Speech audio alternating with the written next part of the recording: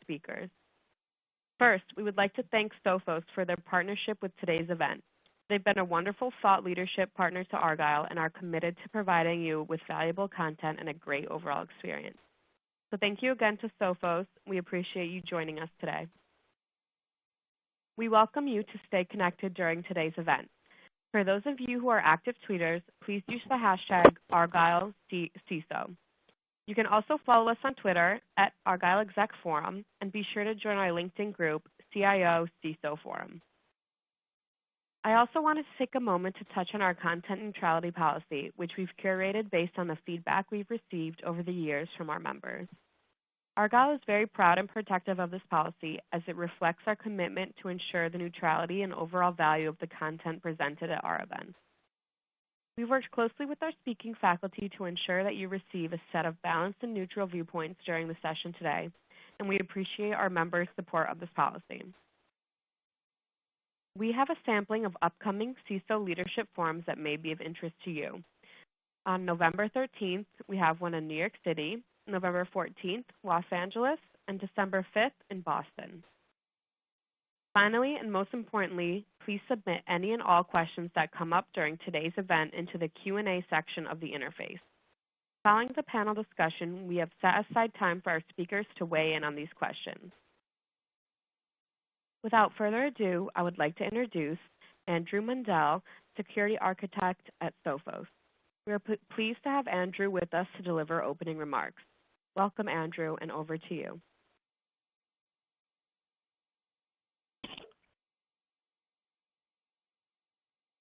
Thank you, Julia, and welcome, and thanks so much for everybody for joining us on this session today. I'd like to take a few minutes to talk really about two different things. The first part is before we take a look at some of the futures and what we think we'll be needing to do from a threat hunting perspective in 2020, I thought it would be worthwhile starting to take a bit of a look at what the current threat landscape is, and what kinds of attacks and delivery methods we're seeing today. And that can help inform us as we look through some of those methods that we'll need to be more proactive in the future. So, of course, we always have to start with some statistics. And I think there's two particularly interesting ones here. Over in our threat research labs at Sophos Labs, we're consistently seeing more than 400,000 unique pieces of malware every single day. Obviously, a significant amount, and it's those kind of numbers which I think have driven a lot of the buzz in the industry about needing to move away from traditional signature-based detections by leveraging generic detections as well as obviously machine learning and artificial intelligence. And I think we've seen the industry really adopt those methods as being very useful techniques to have a better chance of blocking some of these previously unseen pieces of malware. The second stat there, the 75% of samples only being seen once. That's particularly interesting for us, especially as we look through and talk about threat hunting. We'll get into this a little bit later on, but I think bearing in mind that 3/4 of pieces of malware and attack methods are only ever used once, I think that can inform us of some of the activities that we possibly don't need to spend as much time on when it comes into the threat hunting piece. And when we take a look at the delivery mechanisms, I think we're definitely seeing a trend here continue. This is some data from a 2019 survey, very consistent with what we saw in 2018 as well. And that is, if we take a look at the largest segments of these attack methods, we're still heavily leveraging user interaction, whether that's by delivery through email of phishing type of email attacks, or also using drive-by downloads or other methods, possibly even through supply chain, to infect and affect websites. So I think definitely highlighting a couple of those areas where we can definitely focus on the methods of attack. And I think one important thing to frame out threat hunting is to take a look at this kill chain. This is our marketing version of a Lockheed Martin piece of data. What they've done is build out, I like to think of it as being a lot like the ISO model from networking and bringing that over into an attack. And what we're trying to do with threat hunting is we're typically pulling our detections more towards the right-hand side. As we see traffic that's leaving either to a command and control center or actually detecting on some of the activity that attacker may be carrying out. And I think what we want to really focus on is not only having an ability to proactively threat hunt some of those things, but having the playbooks and some of the automation to really drive down that stopping point. We would far rather have some rules that are able to detect and affect the delivery or the exploit stage, so that we don't have to then have other rules that we're looking to in the actions or the command and control. A really interesting example of the way that malware is being combined with active attackers is to take a look at the Emotet strain, a particularly nasty piece of malware, not just because of some of the techniques that it combines together, but as you can see from that timeline down at the bottom, it has very rapidly evolved to include other payloads and further payloads that not only look to carry out some of its original tasks of stealing banking data, but also other methods of including this malware code to join machines up to botnets, to command and control servers. And we've certainly seen that it's able to deliver other particularly aggressive pieces of malware like the Ryuk strain that we'll talk about in just a moment. And as we saw earlier, Emotet is primarily delivered through email. There's one good thing about that, and that is with email, we have lots of chances to try and stop that email. There's lots of data inside of an email, and typically code inside of an attachment or a link inside of that email, which gives us lots of chances to attempt to block that. What we've seen is a fairly classic method of leveraging macro code inside of a Word document and then build out the rest of the attack chain using native tools. So I think one of the interesting things with this is how far down the threat chain we actually get before any new malicious binaries are involved. And one of the things that we've certainly seen some of the particularly aggressive pieces of malware like Emotet attempt to do is not only to disable some of those other native functions inside of the operating system, things like volume shadow copy when it comes to protecting backup files that may be about to be encrypted, but also looking to expunge the logs so that some of their actions cannot be traced, and disable any security tools that may be present on the system.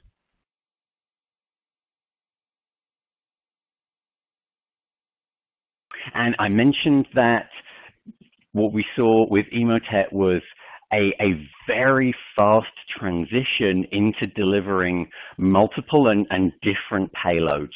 Megacortex was a new strain of of ransomware that Sophos Labs discovered a few months ago, a particularly aggressive sample. When we looked at some of the code, it was leveraging simple batch scripts with a significant amount of commands that were designed to stop the effectiveness of a wide variety of security tools, both third-party and first-party, on those operating systems. And I think one of the interesting things, and I know we'll get onto this in the discussion, is just to frame out, why are they doing this? What's in it for the bad guys? And very simply, it's incredibly lucrative, especially as we look at things like ransomware.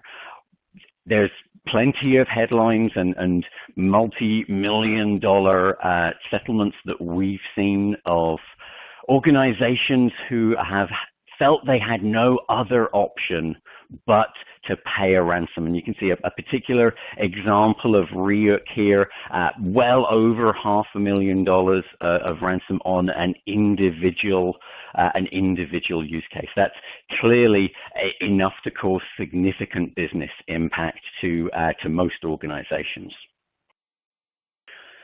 So with that background, let's take a look and talk about some of the things that we think are going to be important as we move into 2020 and look at threat hunting. And what I wanted to do was break down a couple of different types of threat hunting that we think are out there.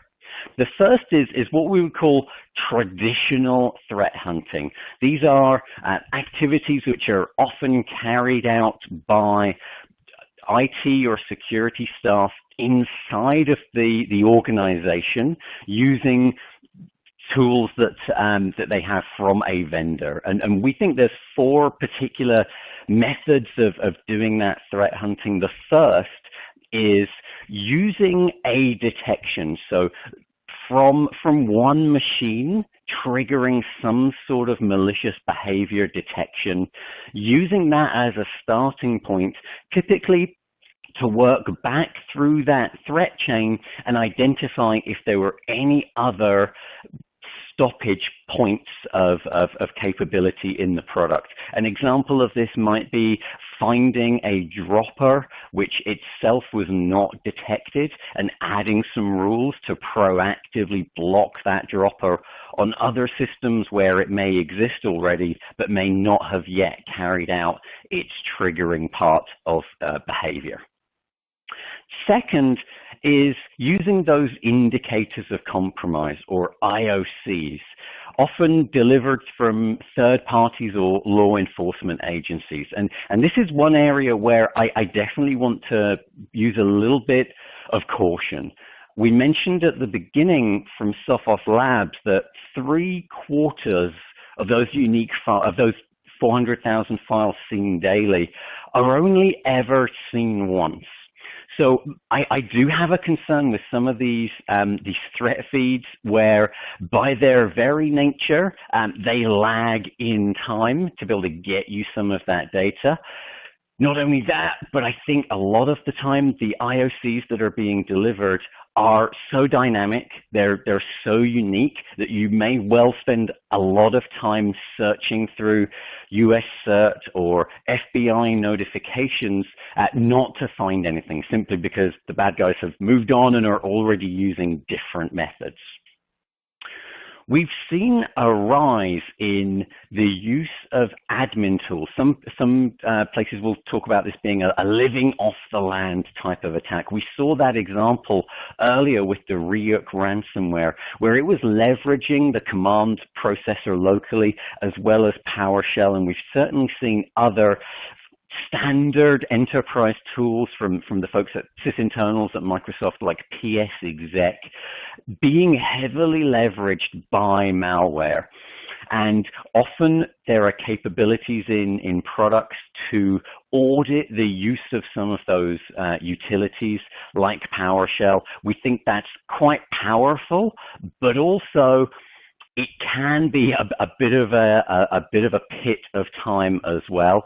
So we think if you're doing these sorts of things, it's super important to be very careful about the actual searches and the filters that you're using. Actually saw a really interesting tweet last week. I'm a bit of a nerd, obviously, so I follow a bunch of different threat researchers, and one of them posted what I thought was super interesting. It was a short PowerShell base 64 cheat sheet. And what they had done was look at some of the most common commands that could cause suspicion in PowerShell, something like IEX, which is used to string and to pipe various parts of PowerShell code together, encoded that, in base 64, and by searching for that, you're able to make two different determinations at the same time. First, you can find the use of encoded PowerShell, which itself is a concern. But secondly, you're also filtering it down to certain actions and activities. I think other useful things there would be to look for anytime PowerShell references a real internet URL, for instance. And we've certainly seen vendors out there deliver what I've called here their own calls to action, their own views into files that or indicators of attack that may be interesting. And we're really excited about that concept being out there in the industry. I mentioned with that IOC hunt that there was a lot of time where you might get null results there. With these vendor-specific calls to action, we're really excited because often that is driven from data that is happening on your managed devices, but it's also taking a feed from some of the other customers of that vendor to actually build out really useful starting places. So we're super excited about that.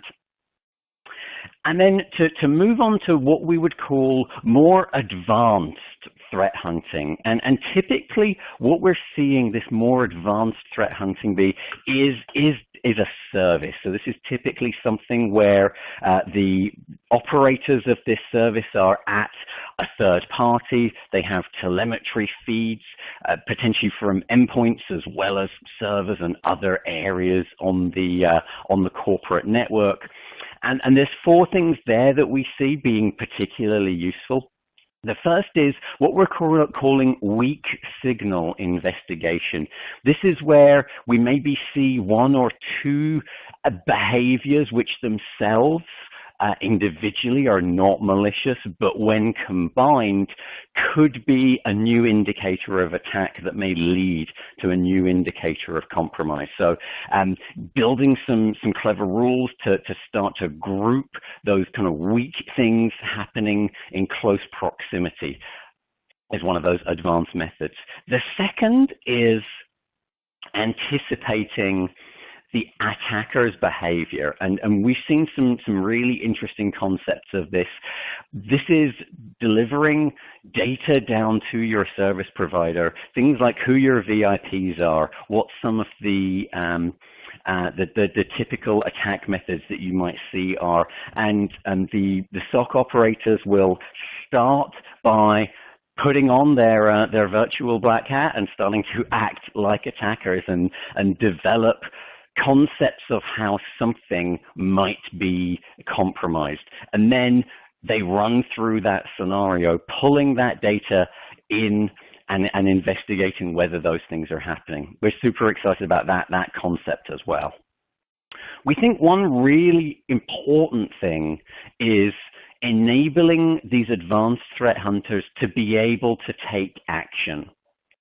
It sounds scary, but we think it's super important to enable that and to allow this third party with experts not only to be able to notify and work with your own teams, but we really think it's important to enable them and empower them to take the immediate steps necessary to contain and neutralize any newly discovered threats.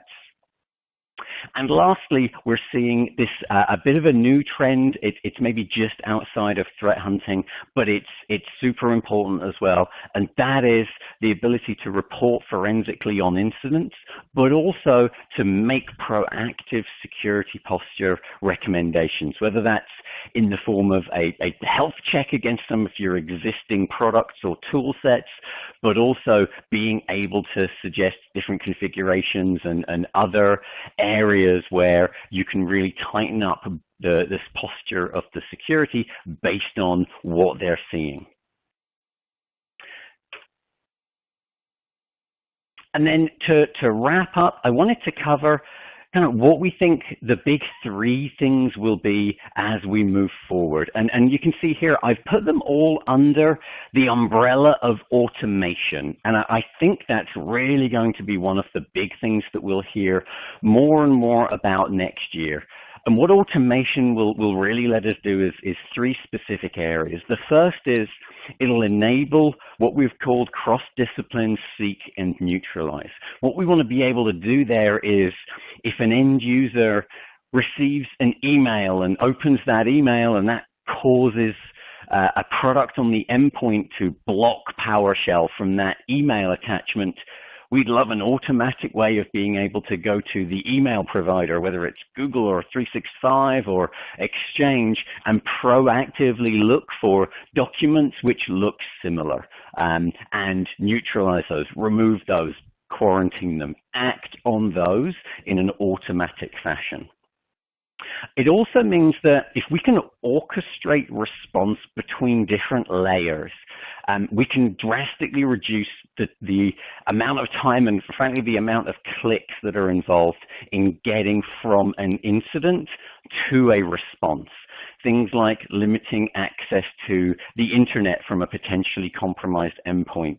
Being able to do that automatically or with some orchestration in the middle, we think is going to be really important.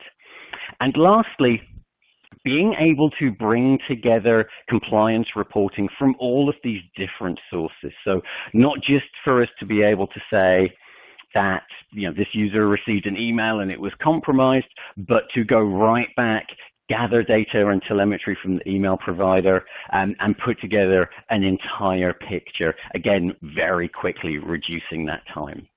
So I do hope that was some useful stuff. I think hopefully good to get us kicked off with the discussion. And for that, I will hand back to Julia. Thank you, Andrew. What an insightful presentation. As a reminder to all of our listeners, please submit any questions you have in the Q&A interface. And following the panel discussion, we have set aside time for our speakers to weigh in on these questions. We'll now kick off our panel discussion titled, How Modern Security Leaders Are Tackling Threat Hunting. Today's panel will be moderated by David Levine, the Vice President of Corporate and Information Security and CSO of Ryuk USA. David, the floor is yours. All right, thank you, Julia. And Andrew, thank you for the great presentation that will tee up the discussion we're about ready to have with the panel in a great fashion. So absolutely looking forward to this. I have the honor of hosting this phenomenal panel, and I know we're going to have some good conversation. And again, I'll remind you a few times, definitely submit questions. We've got time set aside for that. So with that, I'll have our great panel introduce themselves, and after that, we'll get straight into the panel discussion. So, Idrissa? Yes, my name is Idris Davis. I am the Chief Information Officer for St. Paul Public Schools and also oversee data security. All right, Mike? Hi, I'm Mike Holcomb. I'm one of the Directors of Information Security at Floor. And Praveen? Hi, I'm Praveen Mamik, and I'm VP of Corporate Information Security in State Street. All right, great. Thank you, gentlemen. And we'll have Andrew jump in as well in the discussion. And so let's go ahead and jump right into the questions for today. So for the first thing I'm going to throw out there is, in your opinion, what are the biggest security threats in today's environment? So Praveen, why don't we start with you? So I would say there is the biggest threat is that we don't know our environment. So basically, we're talking about the effective threat hunting. For the effective threat hunting, I thought of there is 10 different points to keep it. The first is know your environment. If you don't know your environment, you don't know where the threats are coming. You can build the whole building, but if even one brick is weaker, destroy your whole building. So that is same thing with the organization as well. Means you should know your environment. You should know that where are the weaknesses are and what are your strengths are. With that, I would say that you should have a good communication with your peers. Means so they can help you in getting that knowledge. So second is kind of imagine that you are an attacker. Means always when you want to save something, you have to think that what the attacker is thinking. What are the weak points or what are the juicy points for him to attack on your environment. Then use the sufficient resources. You should have that the right resources available in your organization. And so, and using them in the right manner means is very important. Like you have that firewall, you have that IPS, IDS. They have to be configured properly. If they are not configured properly, then there is no use of having them. So setting up properly, setting up the right level of its security, making the right baselines, that could be very important. You need to make sure that you are protecting all of your endpoints wherever that the communication is there. So these all endpoints are protected with the firewall, with the IPS, with the IDS, or whatever that mechanism you want to implement in your organization. And having complete visibility on your network is the key. You have to also think about that the human side of your threat hunting. So there is I can call off the many, but usually I keep 10 different 10 major points, which is always helping us to understand and help us to our threat hunting. So I do not want to take all the time. So let's go to the next analyst. Sure. All right. Thank you, Praveen. So, Mike, what are your thoughts in this area? Praveen had a lot that was in there, but, I always go back to, there's a lot of great information. I always go back to what's most visible and what presents not only the most risk to the organization that we work for, but also to our families. What about our employees when they go home and society overall? And I think we've all seen, especially in the news these days, about the spread of ransomware. And so, and with ransomware and a lot of that's spreading through phishing emails. So I always focus on phishing emails. We always assume that we're always going to have one employee that's going to click on a link or open up an attachment or click on a link to go to a page and submit their credentials. And so we have to not only be concerned with when that happens at the office, but also, again, helping protect our employees when they go home at the end of the day. So it's a big focus for us at Floor. Absolutely. And Idrissa, we'll finish up question one with your thoughts. Awesome. Yeah, I think Praveen definitely hit it when he said you need to have visibility in your environment. One of the ways people can get visibility in their environment is actually maybe having a risk assessment done. We had a third-party company come in and actually do a risk assessment, and it actually showed us a lot of areas that we were not doing well as far as information security. Included in that, they did an internal and external penetration test, and we found that to be a very good way to give us visibility. What it also showed us is where we needed to get additional defensive tools in our network, and there were some controls that we were just not managing correctly. So that's one thing. The other thing I would say around security threats is probably email.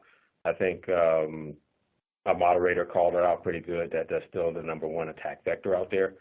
We just put a tool on our network not too long ago to help with phishing and spam emails. But one of the things that it has in there is what's known as a CASB, Cloud Access Security Broker. And what that does is that one of the things that we're noticing is that we're getting, our email accounts are getting compromised across Office 365 and Google. And one of the things that we're looking to do is to shore that up. So that CASB solution actually allows you to block countries that we're seeing heavy activities from. So that's our next step, is to block that. And then the last piece around security threats for today's environment, I would say, is social engineering. We still have people who don't practice good security hygiene, and really making sure that our staff and our students are trained and making sure that they practice good security hygiene on a daily basis. Yeah, absolutely. I mean, and from my point of view, I'll certainly echo what's being said. I think, people are and will continue to be one of the most challenging pieces in security, and many times an unintentional threat vector.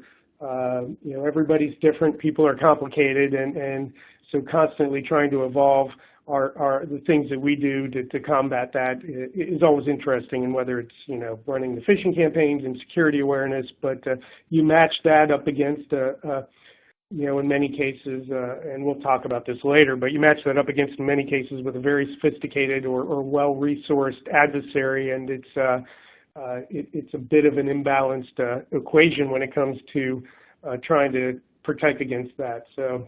But that really tees us up for another great question as we roll into what the key threats are, and that is, what have you seen has been the change around how the threats have evolved over the course of your career? And Mike, I think I'll let you start us off with that question.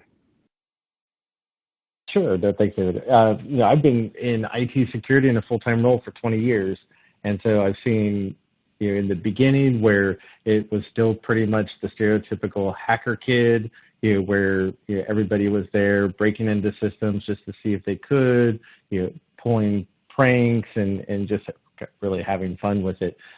We fast forward to today, and where we've really seen a rise, especially the last 10 years, where now we have the attackers that, for the most part, are really focused on making money, kind of like Andrew was talking about in the beginning of the presentation. So it really comes down to wanting to make money, and they'll do whatever it takes. And we understand that there's some truly evil people out there. When you look at attackers, and especially if using social engineering to go after charities that are there for supporting a good cause, and they're targeted for frauds, or we have people that will go ahead and produce and distribute child pornography online. We understand there's some truly evil people out there in the world. And then we have any number of attackers that also are there, again, just to generate the money. If I was a father with 2 babies to feed and I was in the middle of Ukraine and had no other job prospects, I probably would turn to cybercrime as well. And I wouldn't blame that person. So we have a wide range of attackers that we have to watch out for.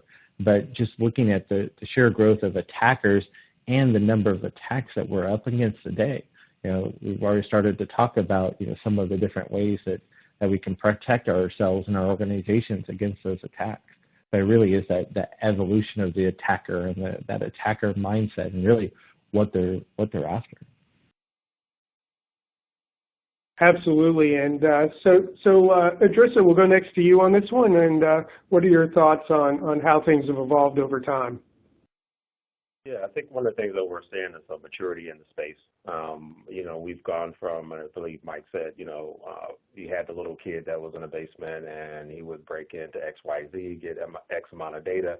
Now we're starting to see groups that are organized, and they're a lot more sophisticated in their attacks. As one of our panelists mentioned before, it's now about getting paid and getting money out of the situation. So yeah, there are really bad actors out there. At the end of the day, we have a hard job to, prevent their attacks, but, it's different when you have a kid who may not be as knowledgeable sitting in a basement trying to hack in versus when you have 6 or 7 people who are in a group, they're organized, they work with each other every day, and that's basically all they do every day. Other thing that we're also noticing is that hackers are spending a lot more time in the environment before they actually do some malicious activity. So, back in the day, a kid may just be in his basement, he'll hack in, he'll grab the data. You can see that initially, right off the bat. Nowadays, you're not able to see that because hackers may be in your environment for X amount of time before they actually kick off the malicious attack. A couple things. One, they're just really trying to get to know your environment. Two, they're trying to figure out what they want to get out of your environment. And then three, how do they cover their trail once they're gone, right? Because they don't want you to find them, right? They want to be able to continue to do business as usual. So that's one of the things I see now is that hackers are spending more time quietly in customers' environments, and they're trying to get to know it, figure out what they want to steal, and then lastly, how do they cover their tracks? Yeah, absolutely. And we touched on great points. We've gone a long way from the kid in the basement or the college student that was really doing it just for notoriety, right? It wasn't really about money or intellectual property theft. It was just, hey, I did this thing and I want some attention. So now we've gone from that all the way to nation state actors. But also the other thing is the velocity and volume of attacks is increased exponentially, right? I mean, we all used to kind of talk about, what was the big breach last year or the couple of breaches, and now we've gotten to the point now, I'm sure many of us all get the daily compilations and threat feeds, but it's not, who got breached last quarter. It's how many people got breached yesterday. How many hit the news today, and that's pretty staggering when you think about it. From where we were, and also the velocity. I mean, the attacks come so fast, and the sophistication, and the fact that you now have full underground sophisticated operations that, and we all know this, right? You can go out and you don't have to be good at you don't have to be a hacker. Honestly, you can go out and for very little money, buy a toolkit and get support that, get online support and phone support and even warranties, which is crazy. I mean, it's a different world. So that was a great lead in to really the next piece of this that we want to talk about, and that is describe the different methods you recommend to successfully detect advanced cyber threats and attacks. So I think for this one, we'll also touch on what you recommend to thwart those attacks. So Andrew, do you want to start us off here?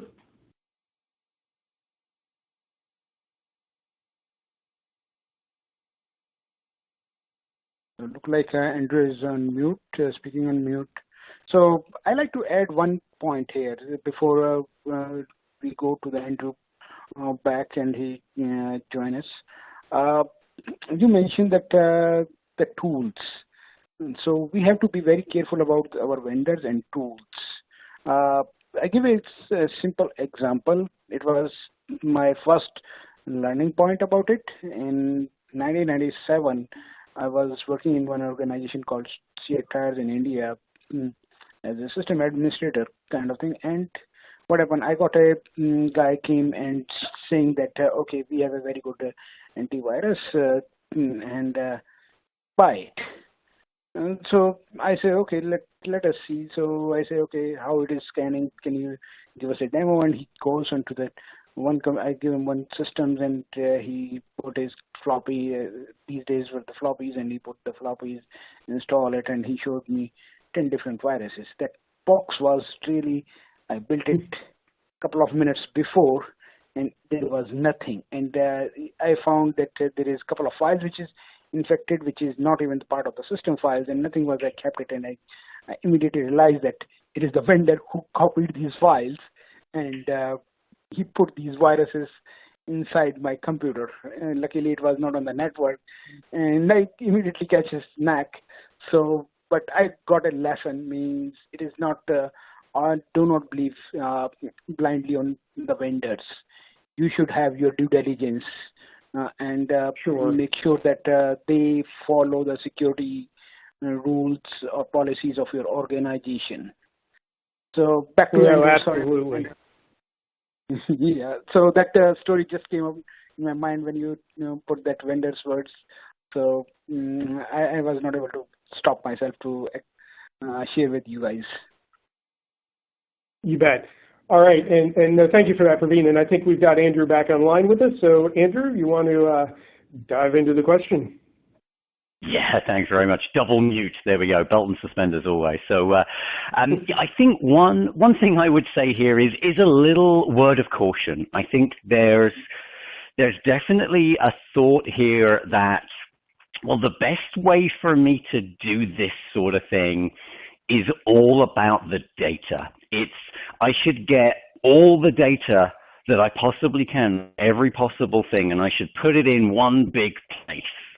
And then I should start looking through that one big place to try and find those weak signals, those indicators of attack or of compromise. And I think that's really been the approach that's kind of been coming up in the last few years.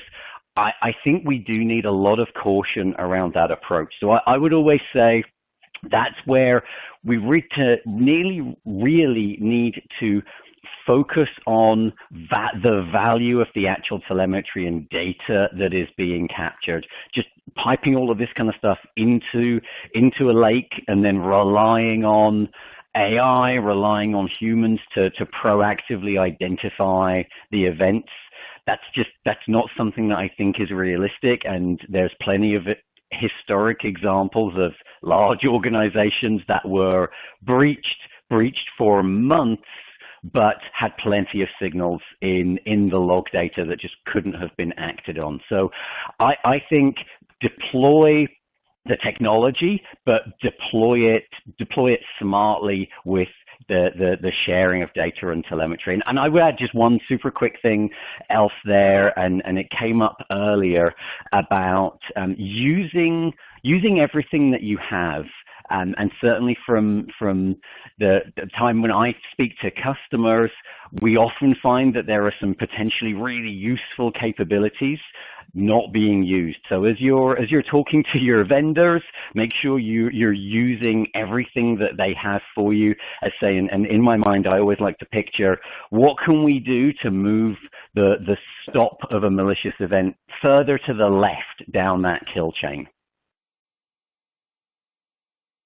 Absolutely, and it's interesting because both you and Praveen have touched on some things, and we sometimes we got to go back to basics, right? So the old adage of garbage in, garbage out came to mind, right? So if your data is not good, if the fidelity is not there, to your point, that's going to complicate things, and just to Praveen's point, is good proper due diligence in what we do. So along the same lines. Mike, what are your thoughts in the areas of both detecting and thwarting these types of attacks?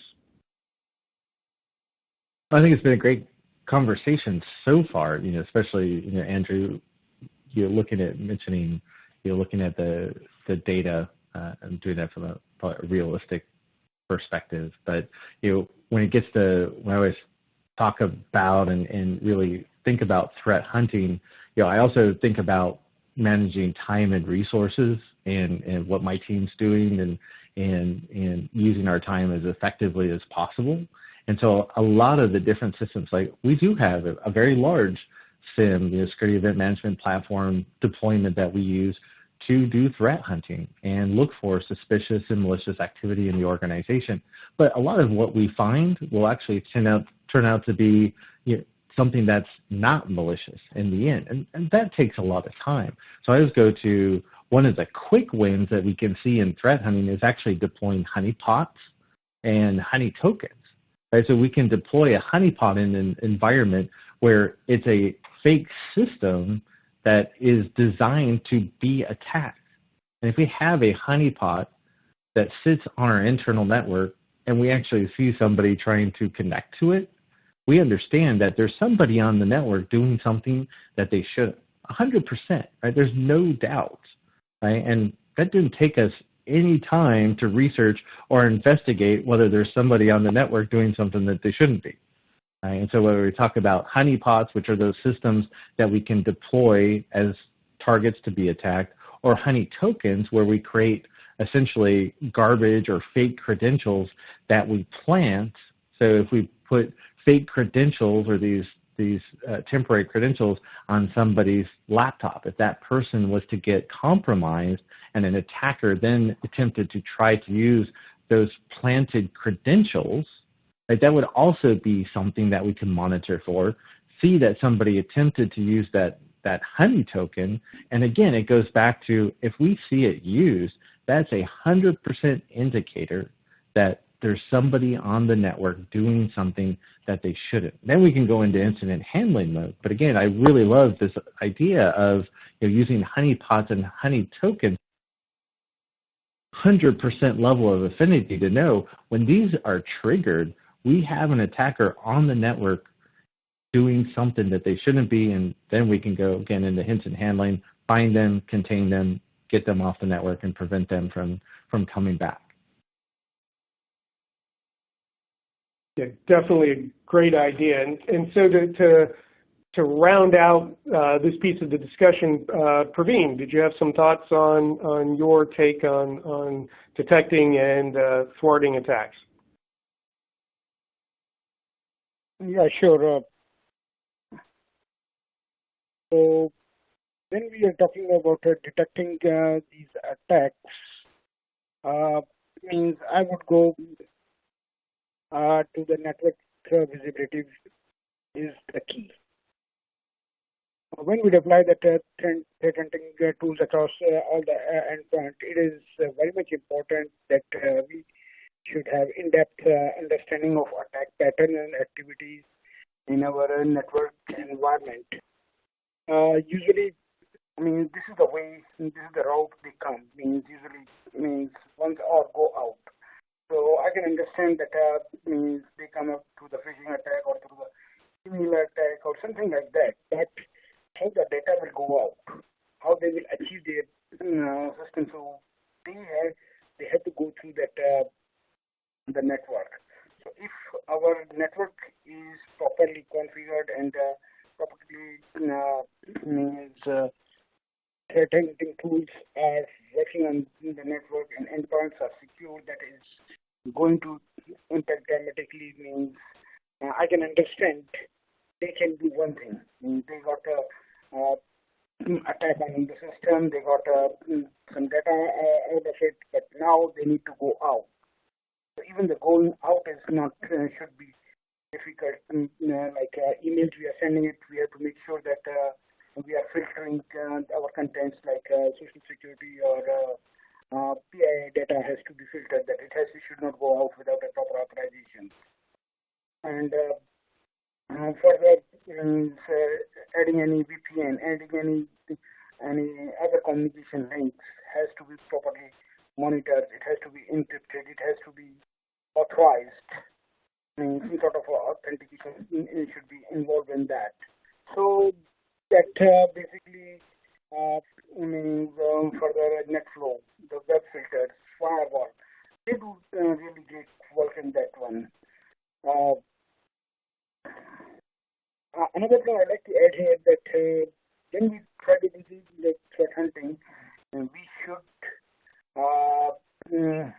not only attempt to contain the element of the malicious intrusions, but also we need to make sure we document every single threat hunt we performed in our environment, and it has to be approved from the senior management. Many times I've seen that the people are start doing the threat hunting and they start doing all these things, but they forget to record and forget to get approvals. So sometimes you go into that into the other area of means you could be the victim of the government or other organizations. They might say that, okay, you are doing the wrong practices. I've seen that one of my friends got caught and he got in 6 months in jail in setting up some sort of honeypots and try to attract and control the hackers. So and without the knowledge of his senior management and their approval. So that is an important thing. And the last thing is keep the blade sharp. Even the best weapons will rust over time. So you need to make sure that what are the tools they are using, they are getting update and as per the latest trend in technologies. So these are a couple of key points I'd like to add here. All right, thank you, Praveen. And Adrissa, I think you had some thoughts here as well? Yeah, I have a small team in our organization, so I don't have, I believe Andrew talked about, people gathering a bunch of data and looking at data, so I don't have that ability to gather a bunch of data and look at it. We do rely on our SIM, our Security Information and Event Management tool. It also has logging too as well. I do want to call out logging because at some point, even though you can do whatever you can to prevent threats, they may still happen. We keep about a year's worth of data in case we have a breach, and if we have a breach, we do have cybersecurity insurance, and we have the ability to engage additional law advice as well as forensic investigations. One of the things that we, as far as security threats, I would say, and I'm sure most of you on the panel will probably agree, you want to make it difficult for hackers to get into your environment. Hackers still like easy targets. As I mentioned before, they still want to be able to sit on your network, and they need to do reconnaissance before they actually pull off the hack. Well, if you actually have a bunch of layers and it's very difficult to get into your network, they have a tendency to pass you over for something that's going to be a lot more easier for them to get into, sit on that network and do the reconnaissance they actually need. So, you can create layers within your environment and make it a lot difficult for hackers and make yourself a lot less attractive to be hacked. Absolutely. Okay, so quick reminder, everybody, don't forget to submit your questions to the Q&A so that we can move on to that when we're done with the panel. So, but getting back to the panel, we're going to move in a slightly different direction now. So let's talk about EDR, so endpoint detection and response software. So what do you perceive as the benefits of endpoint detection and response software? And Mike, we'll start with you this time. So I'm a big fan of EDR solutions, especially over the last few years as the market space has really consolidated and we start to see the evolution of the products. And I really focus on EDR makes it much easier, much faster, especially for smaller teams.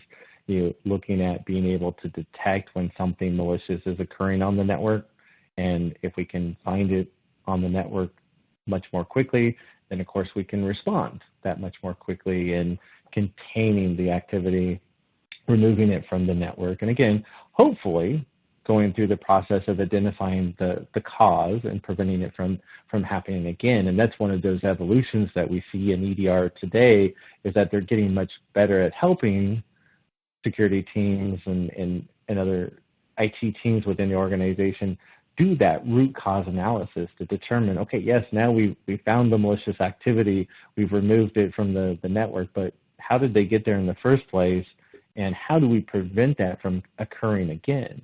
So there's a couple of reasons why I'm a really big fan of EDR, and especially, again, the maturity we've reached at this point in time.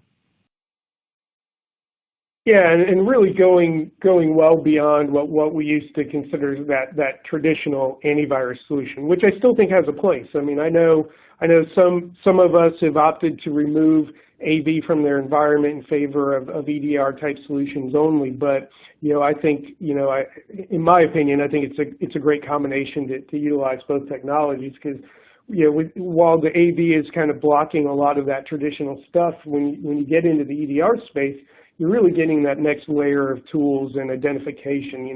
They're looking for things that your AV just isn't designed to look for.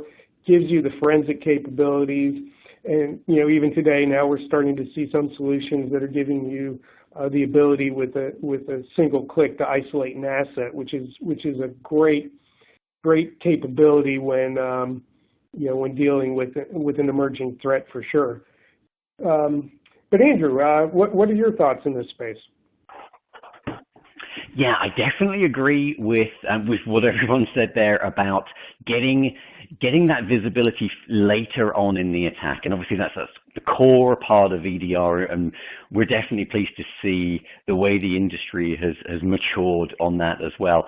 I really wanted to actually circle back on something that Mike said that I think is very often missed as part of the process, the continual process, and that is it's not just enough to detect something and to produce an RCA. It's super important to then take that data and that information that you have and make sure that you're applying that as a block.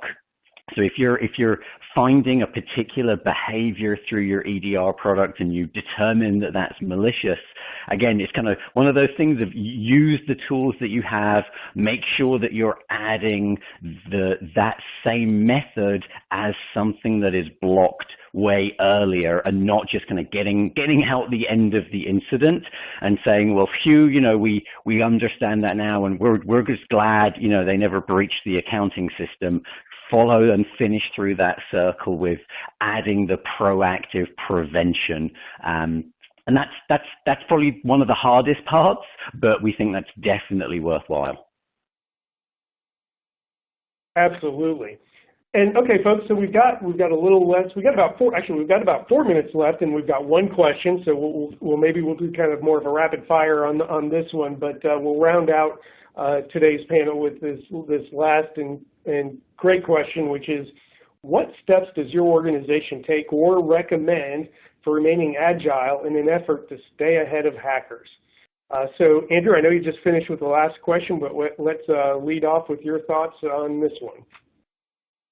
Definitely, and it's good. I think we're all talking about very similar things, and a couple of key themes have come up. The first is knowing what you have, and the second is knowing where your risks lay. And on that second part, the user is a particularly risky place. So certainly something that we've been doing at Sophos for a couple of years now is proactively and regularly testing all of our user base against social engineering attacks, especially those that come in through email.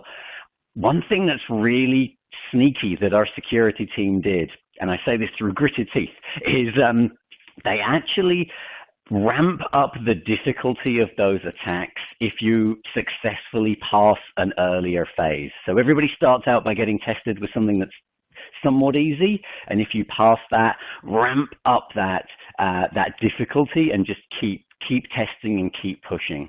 The second part, I think, is something we're going to hear a lot about in 2020 as well. Microsoft are certainly talking about it now, and that's kind of this concept of almost turning the network inside out. So we're in the final stages of moving our entire infrastructure to a zero trust network, and that gives us an ability to have fine-grained control over assets where we need it and have the access controls without some of those earlier problems of a rogue machine or a rogue IoT device or a rogue wireless access point breaching what traditionally was kind of the inside boundary of the LAN.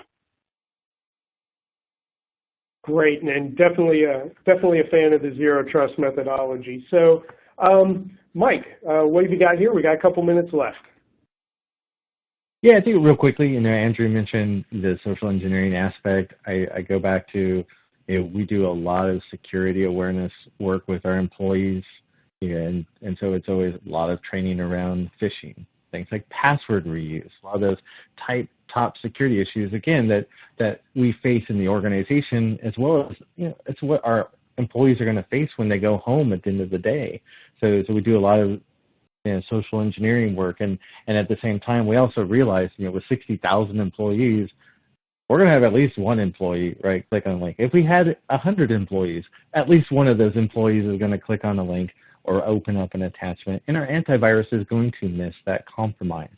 And so we go back to a lot of the fundamentals in cybersecurity, the blocking and tackling. I would say if folks on the call aren't familiar with the critical security controls, which you can find from the Center for Internet Security, go back and look at the top 20 critical security controls and how you can implement those to protect your organization.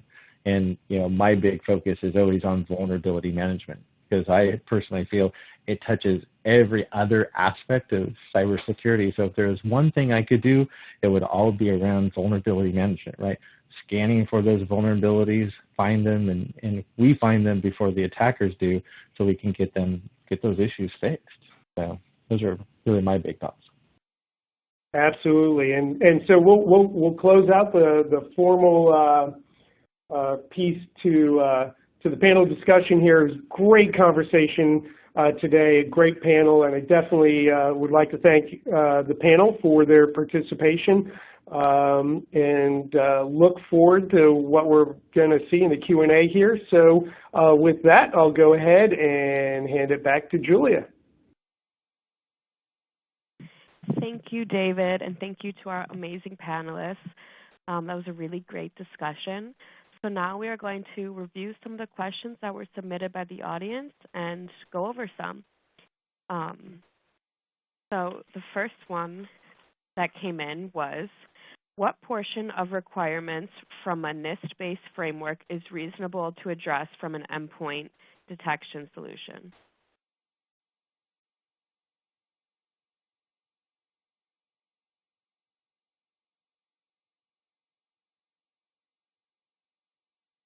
Yeah, this is Idris. I can take that one.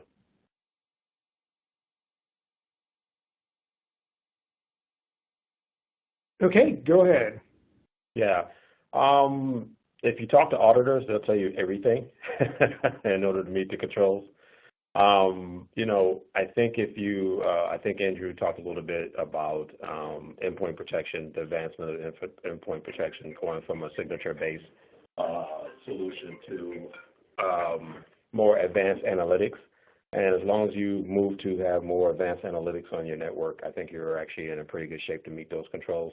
But as I mentioned before, it's always good to have a risk assessment done. So I would still shoot for a risk assessment so you can get visibility on where you may not be meeting the controls in your current solution. And then that'll give you an opportunity to shore up those controls.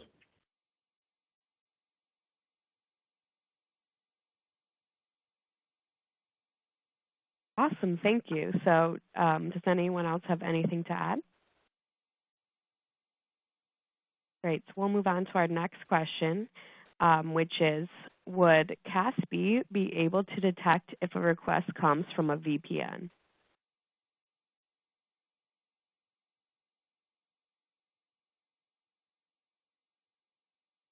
I can take a quick stab at that. We'd certainly expect it to. I think there's a couple of interesting things there. One is the importance, and you can hear that I'm saying this through a bit of pain. It's one of those things that's very difficult to fully deploy enterprise-wide, but enabling as much SSL or TLS inspection across a network as is possible will significantly help with that as well, to make sure that the traffic isn't just appearing to be from something else. But yet certainly we'd expect you to be able to apply access and filter rules for things internally, trying to masquerade and breach some of those rules through that. Yeah, and this is David, and I was just trying to consider that. I mean, I think, I always hate to give an answer like it depends, right? But I think it does somewhat depend on the solution you're using specifically, but you should be able to Andrew's point, set up the rules to do that. I think you generally, what I've seen is you have a fair amount of flexibility, right? And so part of it is, what is it that you're having your CASB key off of to determine whether or not it's a valid and legitimate connection, and that's why I say you've got some flexibility there. So I would think that you certainly should be able to do that, depending on the solution you've decided to go with.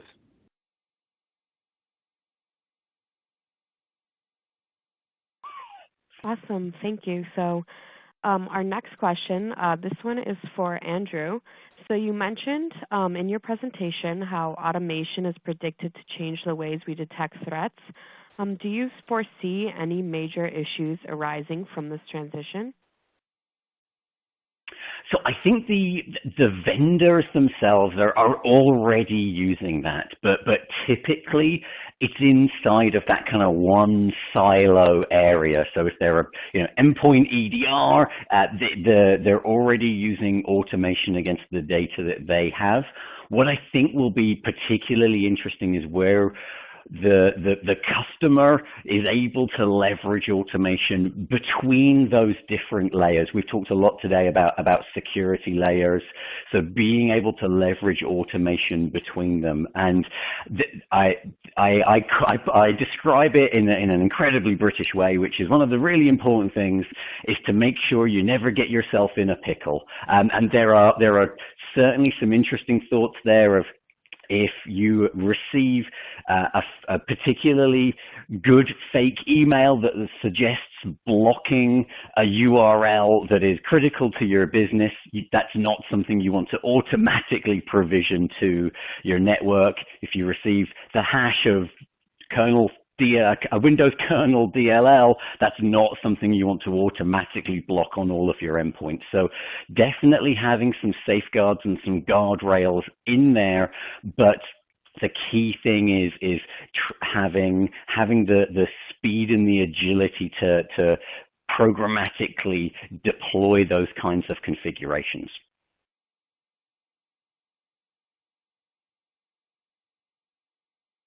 Great, thank you. So I think we probably have time for one more question. So what are your predictions for how cyber threats will continue to evolve in the future?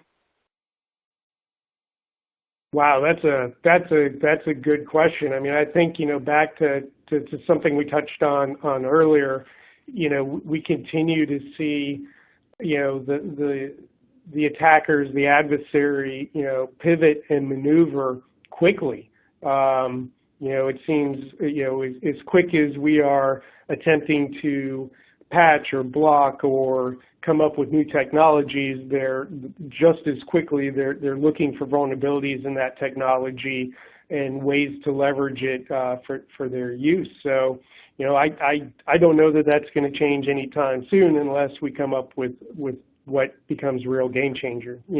We talk a lot about using machine learning and AI, which if done correctly can be a great asset. But at the same time, that's what the adversary is doing, right? So, and we started to touch on this a little bit, but it's difficult because all of us, in the security, whatever your role in security is, right, regardless of what it is, we've got our primary mandates and our day jobs, but that usually involves doing a lot of different things throughout the day. Well, what is the adversary doing? Well, if they're nation state, they're extremely resourced, both financially and from a work effort standpoint, and that's all they do 7x24 by 365. So we continue to live in this fairly imbalanced situation where we've got to get it right every day, all day long, and they only have to get it right occasionally. So I don't have a great prediction other than it hasn't stopped. We continue to the arms race continues to escalate, and other than perhaps at some point it will come to a head. But love to hear other thoughts on the subject. No, I agree. When you think of like you mentioned, as defenders, we have great tools like automation and orchestration, machine learning, AI, and yet the attackers are using it as well. And it's not just the nation state, it's organized crime, and it's the individual attackers. So it, like you mentioned, it's the escalating arms race that we've always lived in, and unfortunately probably will go on until long until any of us are still here. And so it's really just trying to fight the good fight and go back to the basic blocking and tackling and do all we can to try and keep up.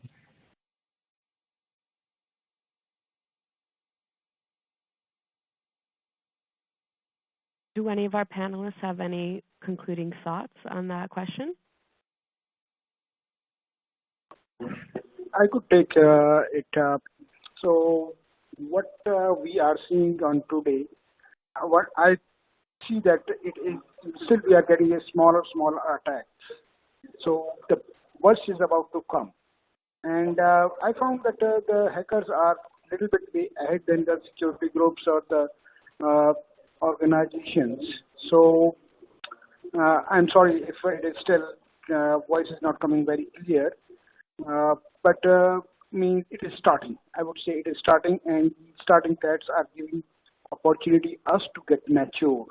So we need to work as a security practitioners, organizations from the governments, all come together and strengthen our security posture, our capability to identify these threats, threat hunting,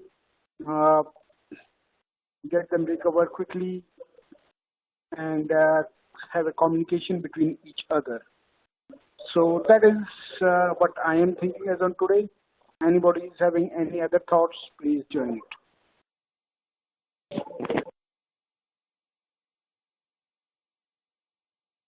Okay, well, I guess that wraps up our discussion for today. I want to thank everyone for tuning in and joining us for this awesome virtual event. A big thank you again to all of our speakers today. And I hope everyone enjoys the rest of your day. Bye.